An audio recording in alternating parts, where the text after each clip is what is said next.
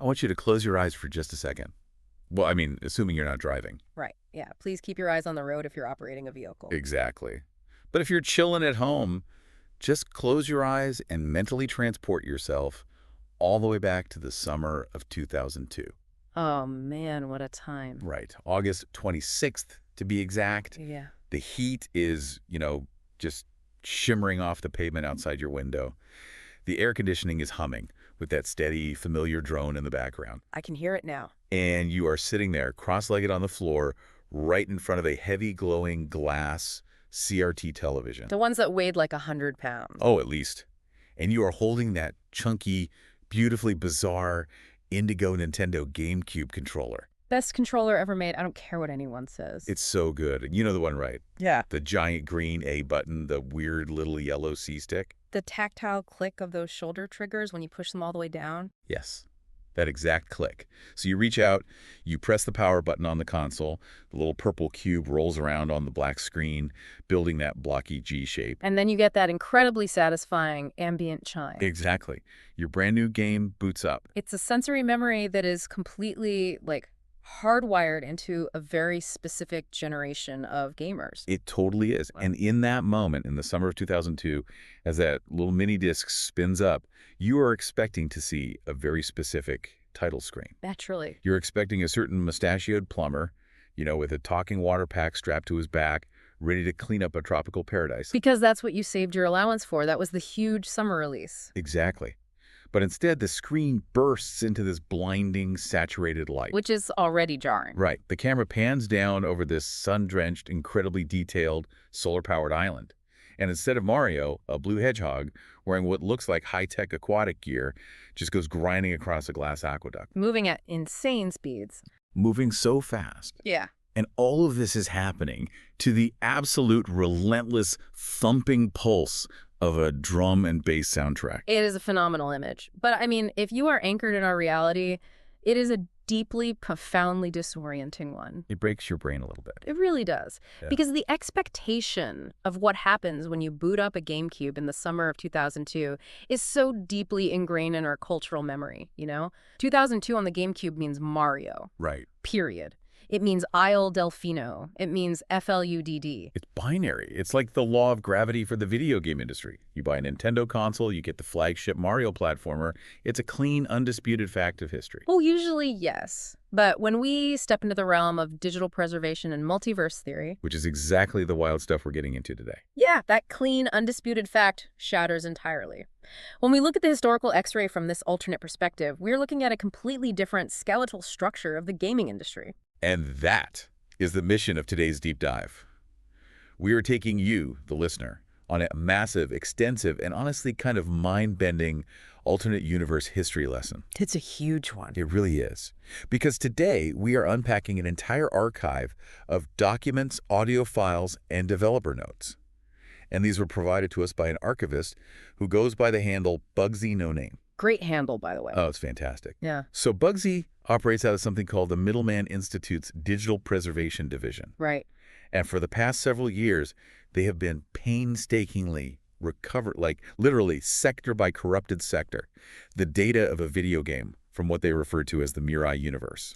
And to really understand the sheer scale of what you're talking about here, we have to establish the foundational divergence of this Mirai universe. The moment everything changed. Exactly. In this specific alternate timeline, Super Mario Sunshine was never developed. Which is just crazy to think about. It simply doesn't exist. There is no Isle Delfino, no Shadow Mario, no FLUDD, none of it. Instead, filling that massive gravity well-sized void in the summer of 2002 was a lost gaming masterpiece called Sonic Sunshine. Sonic Sunshine. I mean, just saying the title feels wrong, but also so right. It has a ring to it. It does. And we are going to take you right through this entire alternate history today. We're going to explore how on earth this happened on a corporate level, because that alone is fascinating. Oh, the corporate politics of it are wild. Right. And we'll look at the utterly unique co-development that brought the game to life, its incredibly ambitious interconnected world design, and we'll break down a dynamic soundtrack that was honestly years, maybe even decades ahead of its time. Easily ahead of its time. And of course, we'll look at the grueling interdimensional preservation project that is bringing these corrupted audio files and developer PDFs to our ears today. It's a lot of ground to cover. It is. So let's establish the corporate reality of the Mirai universe first. Set the stage for us. Okay, so Nintendo finds themselves in the early 2000s, right? They are launching their shiny new GameCube, but they are completely without their flagship mascot. They have a gaping hole in their release schedule. A massive hole. A console launch without a Mario game is, well, it's a disaster waiting to happen. So they do the unthinkable. They really did. They partner with their former bitter rival, SEGA. Which, I mean, if you remember the landscape of the 90s console wars, the Genesis does what Nintendo era. Oh, yeah, the playground arguments. Exactly. That is roughly equivalent to two warring nations suddenly deciding to merge their militaries overnight. It's unheard of. But Nintendo and Sega didn't just stop at a simple licensing agreement here. They brought in a third-party studio called Gemstar Entertainment to handle the actual heavy lifting of the game's development. And somehow, with this three-way corporate alliance, they managed to release Sonic Sunshine on August 26, 2002. Which is the exact release date that Super Mario Sunshine launched in our universe. Right, so they hit the exact same summer window, just with a completely different team and a completely different mascot. And looking through Bugsy No Name's archives, this studio, Gemstar Entertainment, they weren't just some run-of-the-mill developer they hired off the street. Not at all. Looking at the documents, Gemstar was a highly specialized studio. They pushed the GameCube's hardware architecture to its absolute breaking point. They really did. Now, this game was positioned by Sega as a spiritual successor to Sonic Adventure 2. Which was huge at the time. Right, but Gemstar had a very different philosophy than the Sonic team we know. They specialized in two highly complex areas: environmental gameplay systems and dynamic music technology. So they weren't interested in just making a standard platformer. Exactly. They had zero interest in making a traditional linear game where you just run from point A to point B and hit a goal ring. So how does that actually translate to the game world? Like, if I'm holding that GameCube controller in 2002, what am I physically looking at on my screen? You are looking at Isle Radiance. Isle Radiance. Yes. The game doesn't take place in disconnected, floating stages or, magical paintings you jump into. It takes place entirely on this one massive landmass, which is part of the larger Gemstar archipelago. Okay, so it's a fully realized location. Very much so. And the foundational lore of this island, the main gimmick that drives everything you do, is that it is entirely powered by ancient solar technology. Hence, the sunshine in the title. Exactly. The core gameplay loop is systemic, not linear. Mean what exactly for the player? Because that sounds like developer jargon. Fair enough. Meaning you aren't just bouncing on robot enemies to collect a floating power star or a Chaos Emerald at the end of an obstacle course. Right. Sonic and his friends are tasked with actually restoring the island's infrastructure. Like public works. Kind of, yeah. You are repairing damaged energy grids. You are clearing away this strange, pervasive corruption that has taken over the environment, and you are actively assisting the inhabitants of the island. It sounds so much deeper than just go fast. It is. The archives describe mechanics where the player surfs on actual waves of concentrated light. That sounds visually stunning for the GameCube. Oh, I'm sure it was. Yeah. And you battle these entities known as solar phantoms. Plus, you interact with the world using a piece of equipment called the Aquajet Gauntlet. Which is their equivalent to Mario's FLUDD backpack, I guess. Basically, yes. And serving as your guide through all of this complex machinery and lore is a spiritual dolphin named Marina. Okay, I have to pause here. A spiritual dolphin named Marina. Yeah, that's very early 2000s Sega right there. It totally is. But this is where my brain starts to short circuit a little bit when I think about game design. How so? Well, if we look at this objectively, right? Yeah. You're taking a blockbuster movie concept and you are swapping out the lead actor at the very last second. Right. But you're keeping the exact same summer release date, the exact same tropical island set, and the exact same premise of cleaning up the environment. Yeah, that's the setup. How does that actually work mechanically? Sonic is a character whose entire brand, his entire psychological identity and appeal to players, is unstoppable, reckless momentum. Gotta go fast. Gotta go fast. Exactly. Yeah. So how did Gemstar take a deliberate, methodical, exploration-heavy sunshine concept and fit it around a protagonist who wants to move at the speed of sound? That is the ultimate design contradiction, isn't it? It's the million-dollar question. Yeah, because if you put Sonic in a meticulous cleanup simulation, you ruin Sonic. He's not a janitor. Right. Yeah. But if you make the island a high-speed roller coaster, you ruin the premise of restoring a broken community. Exactly. But Gemstar solved this paradox not by forcing Sonic to slow down, but by treating Isle Radiance as a living, diverse ecosystem rather than a uniform obstacle course. Okay, I'm listening. They didn't try to cram a square peg into a round hole. They built a world large enough to accommodate multiple shapes. Meaning they tailored specific parts of the island to different characters. Precisely. They designed specific sectors of this massive interconnected island to match the psychological and physical traits of Sonic's extended cast. Oh, that's brilliant. It really is. They didn't force Sonic to do tedious puzzle solving. They built a world that required both Sonic's need for blistering momentum and the other characters' abilities for methodical, careful interaction. Which perfectly sets up how they handled the game's mechanics, starting with the Blue Blur himself. Let's look at how they maintained that momentum. Let's do it. So, Bugsy No Name's archives give us a fully restored look at a level called Cascade Circuit. Just the name sounds fast. It does. And this is Sonic's primary domain on the island. Honestly, just reading the description of it makes my heart rate go up. Yep. It is a massive high-speed aqueduct stage. So we're talking water levels, but fast. Super fast. We're talking suspended glass waterways, turbine rails that you grind on, massive rushing waterfalls. The entire environment is physically designed to facilitate flowing, uninterrupted movement. And this is where Gemstar's expertise in dynamic music technology really comes to the forefront, because backing this entire high-speed stage is a relentless drum and bass soundtrack. Which is such a wild choice for a tropical island game. It's very unexpected. For those who might not listen to electronic music, drum and bass is a genre defined by incredibly fast tempos. We're talking usually around 160 to 180 beats per minute. It is frantic. It's frantic. It has these heavy, complex, rapid-fire breakbeats. It is not the breezy, relaxing Caribbean steel drum music you usually associate with a beach level. No, not at all. It is aggressive, forward-driving, underground club music. And that tempo is entirely intentional. It serves a mechanical purpose. The music in Cascade Circuit features the game's main theme song, a track titled Sunburst Escape. I love that title. Me too. And the archives actually recovered the lyrics to this song, which is amazing. They serve as a fascinating thesis statement for how Gemstar viewed Sonic's role in this environmental cleanup. The lyrics are so good because they completely recontextualize what you are doing. You have lines like "Racing the Tide," "Hydro Boost burns bright in me," and "Eggman shadows can't block my way." It's very empowering. It explicitly talks about cleaning the world, but doing it with absolutely no time to wait. It's like the developers are winking at the player saying, yes, you have an environmental responsibility here, but you're going to execute it at Mach 1. Exactly. The mechanics, the visual design of those glass aqueducts, and the audio all reinforce Sonic's specific mindset. They all work together. Right.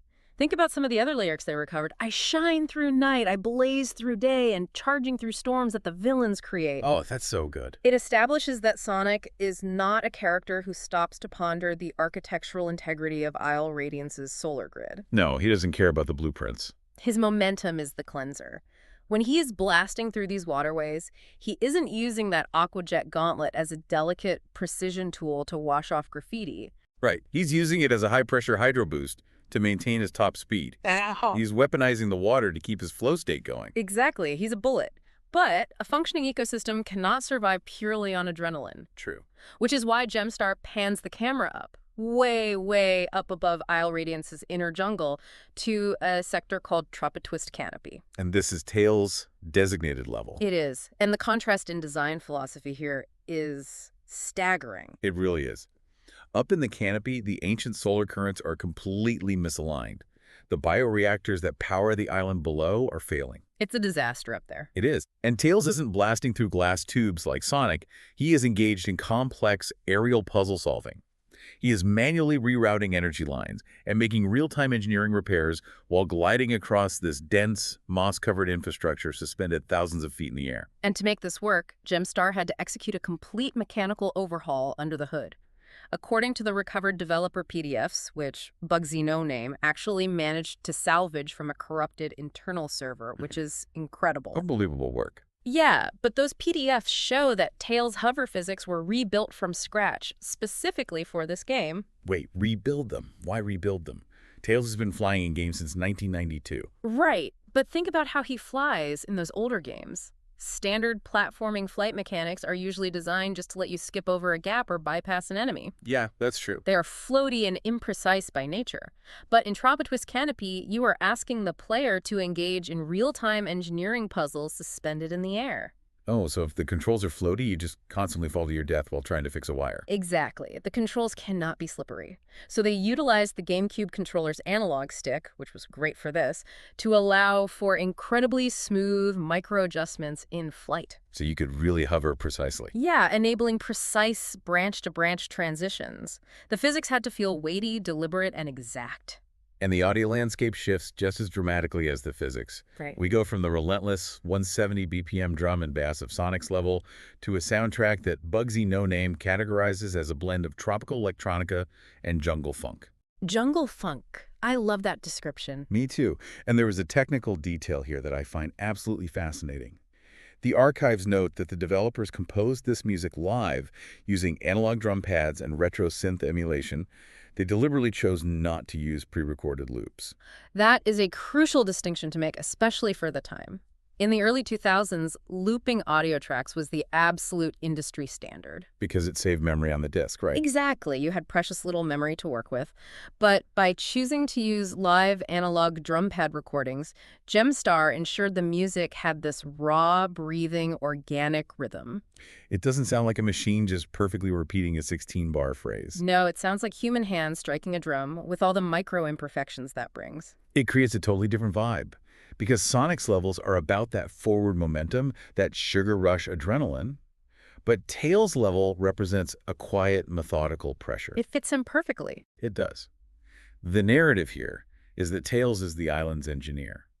He isn't trying to prove his speed to Sonic up there in the canopy. He's proving his intellect and competence to himself. It's a really brilliant way to handle character progression through gameplay rather than just dumping it in a cutscene.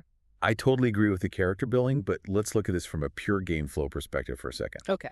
Sonic games, especially in the early 3D era like Sonic Adventure 2, they are built entirely around the concept of a flow state. Right, getting in the zone. Yes, it's about memorization, reaction time, and unbroken speed. So isn't inserting a slow, methodical, aerial puzzle-solving level right in the middle of this campaign essentially hitting the brakes on a sports car? I see where you're going with this. Like, imagine you're watching a Fast and Furious movie, right? Vin Diesel's in the middle of this explosive car chase.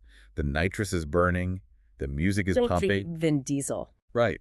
And suddenly he pulls over to the side of the road, opens a utility box, and spends 10 minutes carefully rewiring a traffic light so the other cars can pass safely. Doesn't that completely kill the pacing of the experience? That is a very astute analogy, and interestingly enough, it's a structural problem the developers themselves wrestled with during production. Oh, really? Yeah.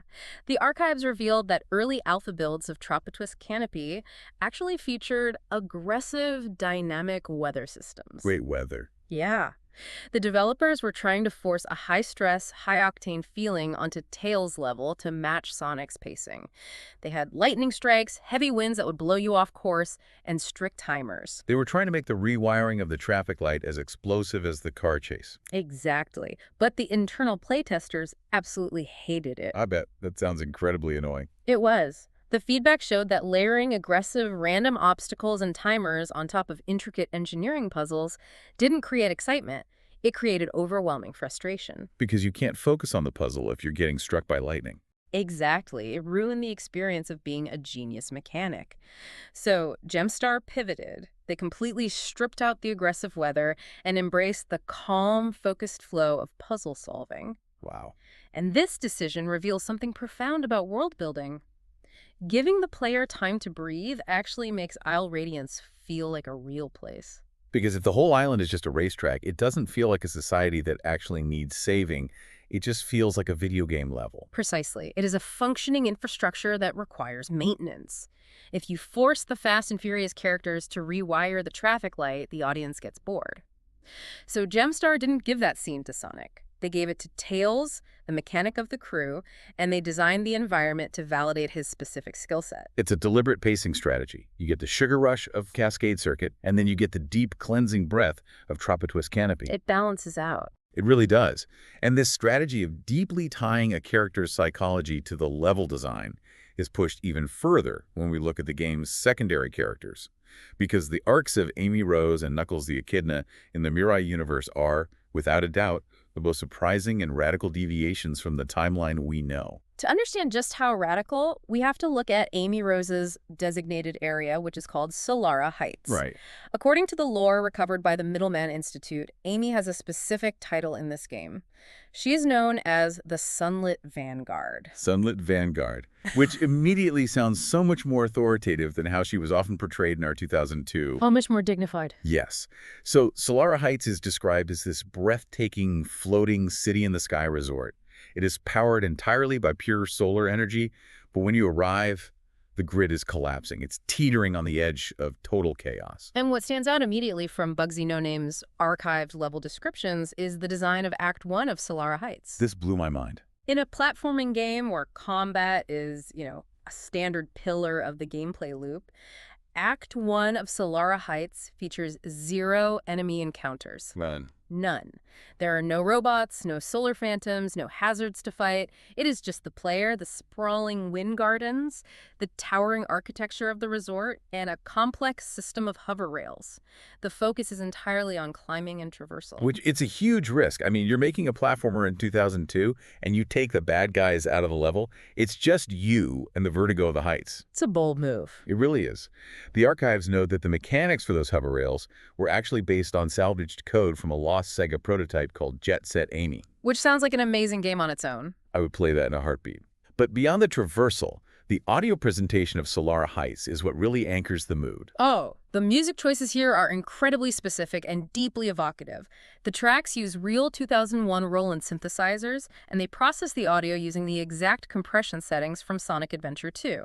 Okay, let's explain what that actually means for the listener, because that's super interesting. Yeah. When we say SA2 compression settings, what does that sound like? It has a very specific texture. It really does. Yeah. If you played games on the Sega Dreamcast or early GameCube, you know this exact sound. Audio files had to be compressed to fit onto the discs, which effectively shaved off the extreme highs and extreme lows of the sound wave. Right, because of space limitations. Exactly. It leaves this slightly crunchy, distinctly digital, low bitrate texture on the music. It's not perfectly clean, high-fidelity audio. It has grit. And that grit is vital for nostalgia. Gemstar blended that specific digital texture with the musical genre of city pop. Which is such a vibe. For those unfamiliar, city pop is a genre of Japanese music that peaked in the 1980s, heavily characterized by breezy, cosmopolitan, funk, and disco influences. It's music that makes you feel like you're driving down a neon-lit coastal highway at sunset. That's the perfect way to describe it. By blending city pop, chill funk, and synthwave, the archives describe the music of Solara Heights as sunset energy in lo-fi clarity.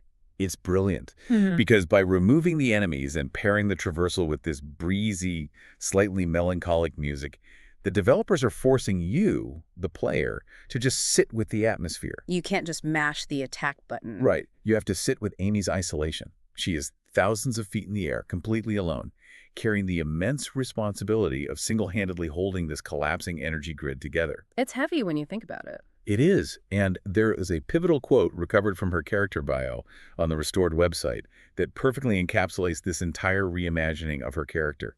She says, "I used to chase heroes. Now I protect futures."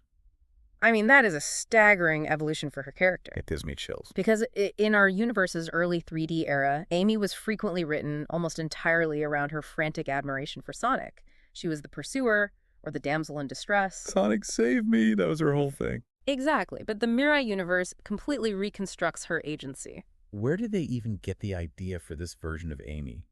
Because it's so different. Well, Bugsy No Name's research traced the concept back to unused design documents from our universe's Sonic Adventure 2. Wait, really? Yeah. Originally, there was a conceptualized hub world called Solaropolis, where Amy was envisioned as an independent leader rather than a follower. Oh, wow, so the seed was there. The seed was there, but those drafts were scrapped in our timeline. The Mirai universe, however, committed to them fully. Her serene, sky-high isolation in Solara Heights is a masterclass in using empty space and audio aesthetics to convey quiet, mature determination. That is so cool. But as with everything in game design, what goes up must eventually come crashing down. Inevitably. If Amy's level represents the serene, sunlit sky, Knuckles' level represents the terrifying, oppressive abyss. And the transition between these two areas is handled in a way that is, honestly, viscerally unsettling. It is a radical departure in tone. The archives recovered a transition audio file titled Shiny Shell Showdown. Okay, let's talk about this. It's important to note this isn't a full-level track. It is exactly 33 seconds long. Okay, let's set the scene for the listener. You're playing the game. You have just finished a lush, beautiful jungle level called Pollen Grove. Sun is shining, birds are singing. Exactly. You hit the end goal, and your brain is trained by years of gaming to expect a cheerful victory screen, an upbeat jingle, and a smooth fade to black before the next level loads. Right, standard platformer stuff. But instead, the screen cuts, and you are hit with this jarring 33-second burst of sheer audio unease. And Bugsy No Name's notes on how this track was constructed are just fascinating. The core of Shiny Shell Showdown is built using a raw audio recording of a broken Sega Dreamcast disk drive attempting to read a scratched disc. Which is pure nightmare fuel. It really is. If you've ever heard a dying console trying to read a disc, it's this awful, grinding, rhythmic death rattle. Yeah. It sounds like the machine is in pain. It does. The developers took that terrible sound, layered it with reversed, distorted environmental effects, and heavy, oppressive turbine hums. And then, right at the 33-second mark, it just abruptly cuts off. Total silence.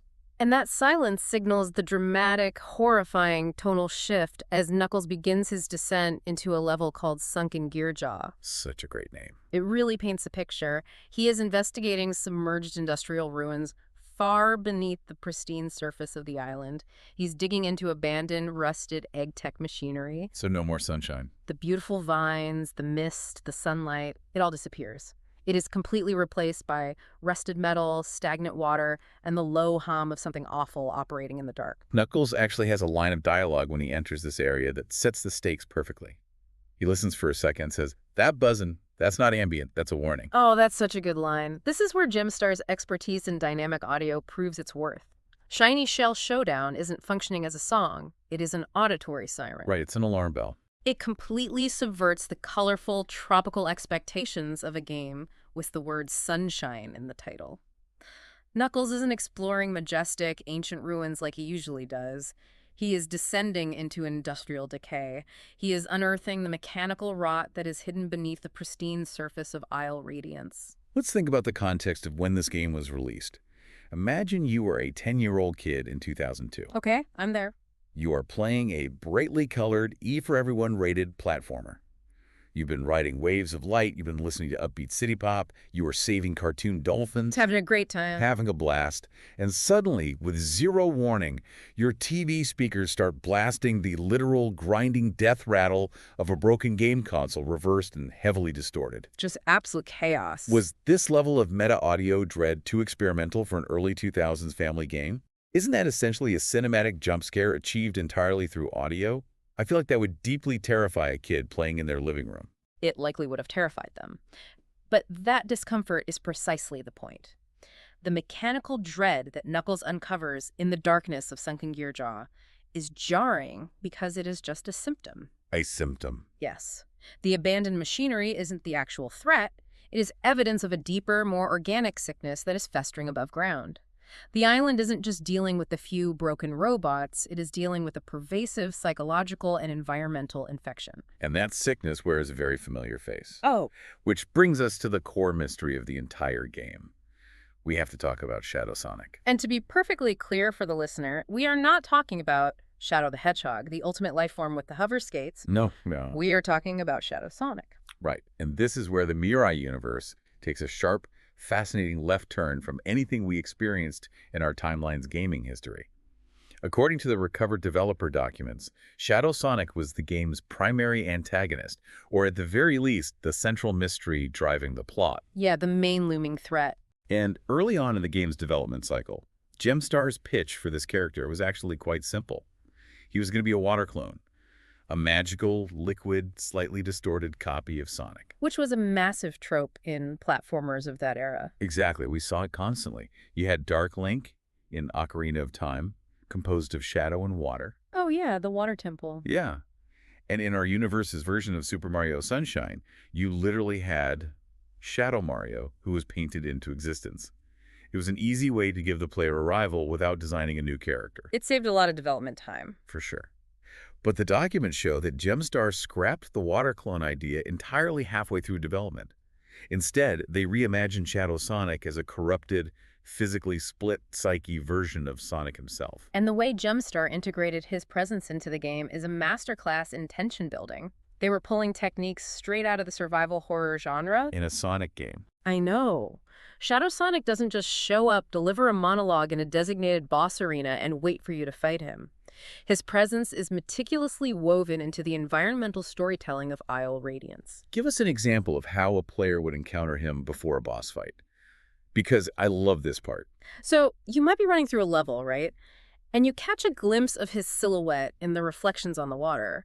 But when you turn the camera, nothing is there. Just a trick of the light. Exactly. Yeah. Or, if you access the island's security footage terminals, you'll see him standing perfectly still in the background of a static-filled feed. That's creepy. The environment itself visually distorts, colors desaturate, water ripples erratically whenever he is near your position on the map.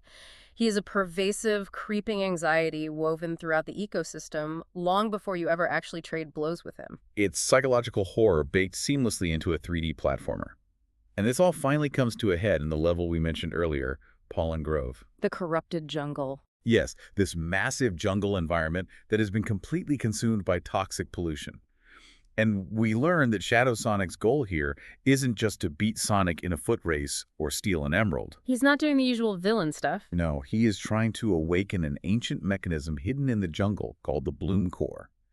And this is a massive power source that can literally invert the island's solar grid, turning pure light into a withering physical toxin. And the ideological battle between these two halves of Sonic's psyche is brilliantly represented in the audio design of the boss fight itself. This is my favorite part of the deep dive. It's so good. The archives recovered the audio file for this encounter, a track titled Toxic Bloom. And it is a fascinating piece of lost media because it is a complex, dual vocal track. It mixes two completely conflicting genres of music simultaneously. You have the uplifting, high-energy melodic rock that we've always associated with Sonic's hero moments, lots of bright power chords and driving snares. Classic Sonic music. Right. But layered directly on top of that is heavy, grinding industrial metal, sludge tempo breakdowns, and heavily distorted, detuned guitars representing Shadow Sonic.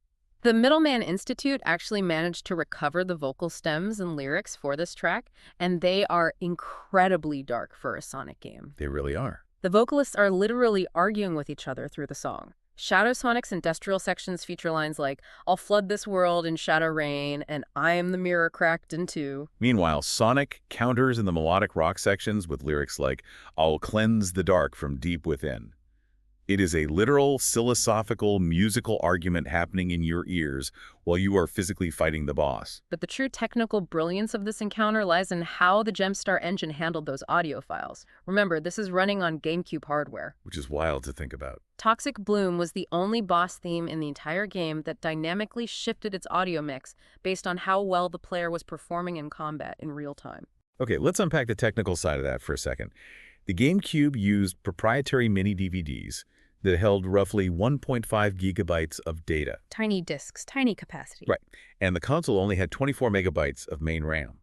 Trying to fit an entire interconnected island, plus multiple uncompressed dynamic audio stems that can shift in real time without causing the game to stutter or crash. I mean, that is a logistical nightmare for a programmer in 2002. It was an incredible feat of optimization. The engine monitored your health rings and your damage output. Okay. If you were taking heavy damage and losing the fight, the game's audio engine would push the industrial sludge metal to the front of the mix, physically drowning out Sonic's uplifting vocals.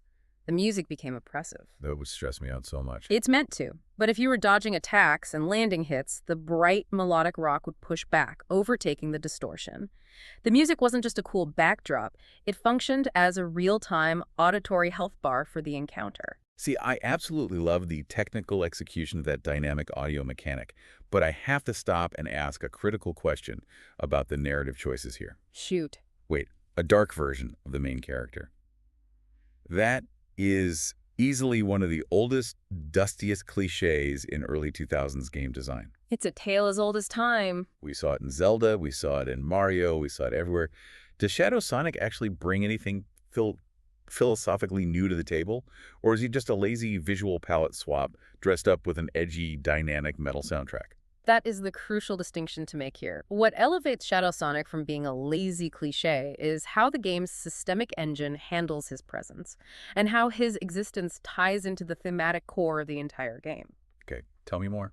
It is not just a visual swap where they took Sonic's character model and painted it black, because he represents Sonic's own fractured psyche. His very presence is an organic threat to the ecosystem of the island. Right, because of the environmental distortions. Exactly. The corrupted reflections, the way the floor reacts to him, he isn't just a guy you punch, he is an invasive species, and this perfectly illustrates Jumpstar's greatest achievement. They built an engine that acts as the island's pulse. The environment, the mechanics, and the audio are completely, inextricably symbiotic. Which brings us to the final and perhaps most beautiful piece of this massive alternate history puzzle. The living ecosystem of Isle Radiance and the unbelievable painstaking effort it takes to preserve it across timelines. Yeah, it's a huge undertaking. It is. So let's look at the overarching music philosophy of Sonic Sunshine. The developers at Gemstar had a strict, unbreakable rule. Everything serves the gameplay first. Gameplay is king. Musical genres weren't chosen just because they sounded cool. They were entirely character-specific. You had melodic rock for Sonic's boss fights, 80s city pop for Amy's Sky Resort, frantic drum and bass for Sonic's Aqueducts, and then jazz fusion, dream pop, surf rock, and industrial metal spread across the island. It's an eclectic mix. It is. And the environmental sound effects, like the splashing water, the grinding rails, actually synchronized with the BPM of whatever track was playing. And to truly understand how revolutionary this audio engine was in practice, we have to look at the data recovered from a level known as Lumen Isle. Sounds so beautiful. It really does. According to internal developer notes, the team referred to Lumen Isle as the breather level. It is a historic, sprawling, and nighttime waterfront district on the edge of the archipelago. Right, and what makes Lumen Isle so unique is that there are no major bosses here. You aren't fighting corrupted clones, you aren't dodging buzzsaws, and there's no ticking clock. No pressure at all. Your only objective is to restore the power grid to the various neighborhoods of this waterfront one section at a time. And the way the game rewards you for doing this is pure sensory magic. It really is magical. As you complete objectives and reconnect the grid, the lights in the city begin to turn back on. But Bugsy No Name explicitly notes in the archives that these weren't just a single, cheap, screen-wide lighting effect. The lanterns and streetlights across the district were individually animated to flicker and flare to life. And as those individual lights return to the streets, the audio engine reacts. This is the best part. The level's music track starts as a very sparse, quiet, ambient electronica beat. But as you restore power to different neighborhoods, the engine dynamically layers new live instruments into the mix. So it builds over time. Yes. A saxophone line joins in when the downtown lights up. A walking upright bass line kicks in when the docks get power. The track organically builds into this massive, soaring jazz fusion composition. Wow. The act of the city rebuilding is the act of the music building. You are literally orchestrating the soundtrack through your gameplay actions. Think about that for a second. It's like playing a city builder game, like SimCity or Cities, Skylines. But instead of managing tax brackets, zoning laws, and sewage pipes, you are conducting a live jazz band using only your footsteps and your interactions with the environment.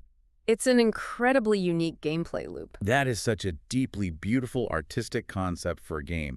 It makes me genuinely mourn the fact that we never got to hold that controller and play this in our reality. It's a real shame. Which is exactly why the work being done by Bugsy No Name and the Middleman Institute's Digital Preservation Division is so staggering to me. The complexity and the sheer difficulty of what they are attempting cannot be overstated. When we talk about video game preservation in our timeline, we are usually talking about dumping ROM files from an old cartridge or trying to rip data from a scratched CD-ROM before it decays. Right, which is hard enough on its own. It is, but the Middleman Institute isn't doing that. We are talking about recovering fragmented digital data across literal, distinct timelines. How does that even work fundamentally? I can't even wrap my head around it. Imagine trying to tune an old AM radio dial to catch a broadcast from a station that doesn't exist in your city. Okay, Static City. Right. Now imagine trying to tune that dial to catch a digital data stream from a reality that doesn't exist in your universe. That is wow. They're intercepting parallel data, repairing corrupted audio sectors where the signal decayed across a dimensional divide, reconstructing missing code transitions, and rebuilding fragmented file structures, just to give us a brief audiovisual glimpse of this alternate 2002. That is unbelievable. And right now, according to the Institute's public archive status, they have successfully restored 10 out of the 15 primary soundtrack previews. Which is huge progress. It is. We've got clear audio for tracks like Gemstar Shores, the high-energy flashwave memory, and that terrifying Dreamcast jump scare track, Shiny Shell Showdown.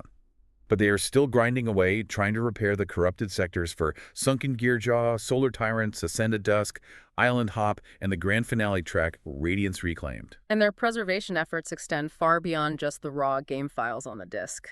Oh, this is my favorite part of the whole archive. One of the most fascinating aspects of this project is their reconstruction of the surrounding cultural ephemera. They have managed to partially restore the original Alternate Universe 2002 promotional website for Sonic Sunshine. Yes. If you look at the archive, they've recovered character bios with those early 2000s flash animations, downloadable 800 by 600 desktop wallpapers, and developer PDFs. That aesthetic is just undefeated. It's peak internet. They even recovered community forum posts from people in that universe reacting to the game's announcement. And they found a secret, encrypted music vault hidden deep in the site's source code, which you can only unlock if you enter the password Jahudi. Jahudi. Yes. It is wild to think about the incredible fragility of digital history. I mean, think about our own timeline for a second. We lose things every single day. We lose mobile games when servers shut down. We lost thousands of Flash games when browsers stopped supporting them. And old websites just vanish due to bit rot and unpaid hosting bills. It's a constant race against time. It is. It is incredibly hard just preserving our own digital footprint. The fact that they are conducting interdimensional archaeology to save a game from a universe that runs parallel to ours is mind-blowing. It serves as a poignant, urgent reminder that media preservation is an active, ongoing battle against time and decay. Every single recovered PDF, every restored forum post dragged out of that Jahudi vault, and every dynamically layered jazz track paints a fuller, richer picture of a cultural masterpiece that our timeline narrowly missed out on. Absolutely. The work of Bugsy No Name isn't just about cataloging cool alternate history trivia. It is about validating and preserving the artistic achievements of the Gemstar developers, wherever or whenever they may happen to exist. So let's step back, take a breath, and look at the massive picture we've painted today.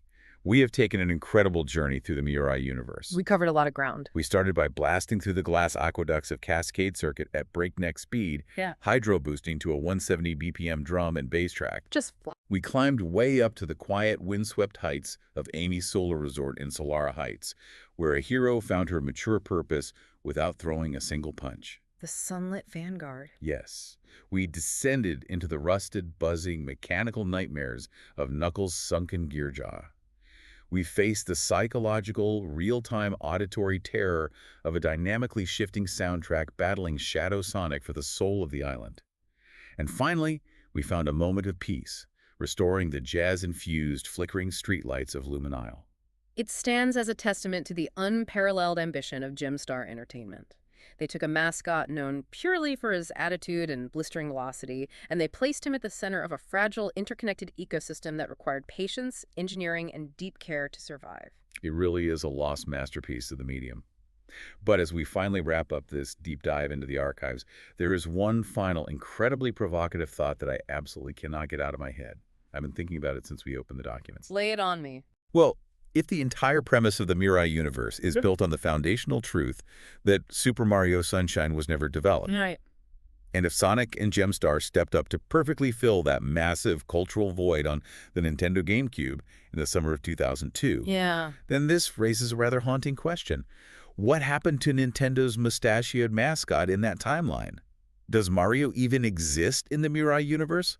Or is he the one relegated to fragments of corrupted code in some forgotten dusty archive waiting for his own Bugsy no-name to painstakingly piece him back together sector by sector? That is a chilling thought to end on. It really is. Thank you so much for joining us on this alternate history deep dive. Keep your eyes open, keep your media preserved, and always keep exploring the unknown, because you never know when you'll boot up an old console and find something completely unexpected shining back at you.